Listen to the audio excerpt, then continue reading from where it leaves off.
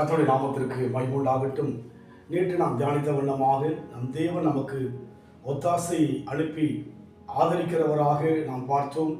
இந்த ஆண்டெல்லாம் அந்த அனுபவத்திலே தேவன் நம்மை கொண்டு போக உண்மையுள்ளவராக இருக்கிறார். இந்த வழியிலும் கூட தொடர்ச்சியாக அந்த சங்கீதத்திலே 20ஆம் சங்கீதம் 3ஆம் வசனம், நீ செலுத்தும் காணிக்கைகளெல்லாம் அவர் நினைத்து உமது சர்வாங்க தகன பலியை பிரியமாய் ஏற்றுக்கொள்வாராக. அவருடைய அனுபவத்தை இந்த சங்கீதத்தின் மூலமாக தாவீது சொல்கிறார். கிறிஸ்துவ வாழ்க்கை என்பது கேட்பதல்ல, அது அனுபவம், எக்ஸ்பீரியன்ஸ். நம் வாழ்க்கையிலே தேவனுடைய வசனங்களை எடுத்து நம்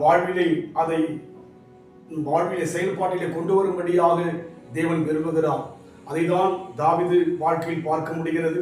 இன்றைக்கு நம் வாழ்விலே தேவன் பிரியமாய் ஏற்றுக்கொள்கிற அளவுக்கு நம் ஜீவியத்திலே நாம் வாழ வேண்டும். நம்முடைய வாழ்க்கை தேவனுக்கு உகந்ததாக பிரியமுள்ளதாக இருக்க வேண்டும். நீ செலுத்தும் காணிக்கைகள் எல்லாம் அவர் நினைத்து, தேவன் நம்முடைய செயல்களை நினைக்கபடியாக, தேவன் நம்முடைய காரியங்களை நினைக்கபடியாக தேவன் நினைக்கின்றவர். கர்த்தர் நினைத்திருக்கிறார், நம்மை ஆசீர்வதிப்பார் சொல்லி பார்க்கிறோம். அதனால் தேவன் நினைக்கத்தக்கதாக பிரியமான காரியங்களை செய்ய நாம் ஒப்புக் கொடுக்க வேண்டும்.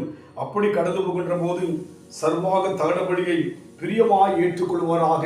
நாம் செய்கின்ற காரியமெல்லாம் தேவன் நினைக்கும்படியாக இருக்கும்போது அவை எல்லாவற்றையும் தேவன் பிரியமாய் ஏற்றுக்கொள்கிறார்.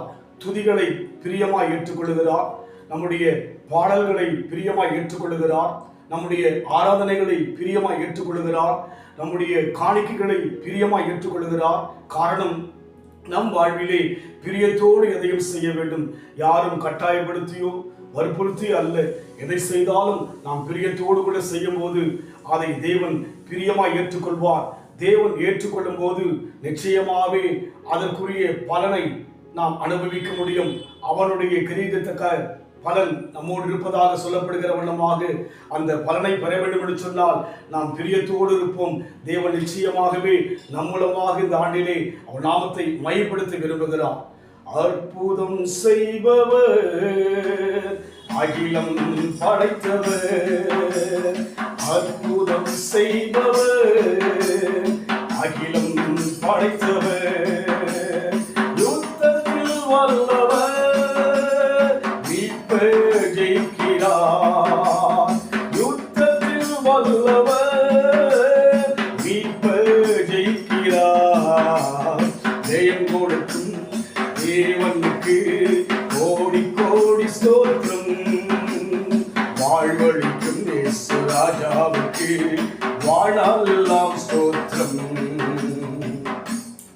தேவன் பிரியப்படும்படியாக நம் வாழ்க்கை பிரியமாய் இருக்கட்டும். சங்கீதத்தில் சொல்லப்பட்ட வண்ணமாக நீ செலுத்தும் காணிக்கைகள் எல்லாம் அவர் நினைத்து உமது சர்வாங்க தகன பலியை பிரியமாய் ஏற்றுக்கொள்வாராக. அன்பின் ஆண்டவரே, நாங்கள் செய்கின்ற ஒவ்வொரு காரியங்களும் உமக்கு பிரியமாக, உமக்கு உகந்ததாக இருக்கும்படியாக ஒப்புக் கொடுக்கிறோம் ஐயா. ஏற்றுக்கொள்ளும், எங்கள் ஒவ்வொரு காரியத்தையும் ஏற்றுக்கொள்ளும் ஐயா. தாவீது வாழ்க்கையிலே எல்லாவற்றையும் ஏற்றுக்கொண்டதாக அவர் சொல்வது போல நாங்களும் சொல்லும்படியாய் அந்த அனுகிரகத்தை தருவீராக. ஆசீர்வதிங்க இயேசுவின் நாமத்தில் பிதாவே, ஆமென். கர்த்தர் ஆசீர்வதிப்பாராக.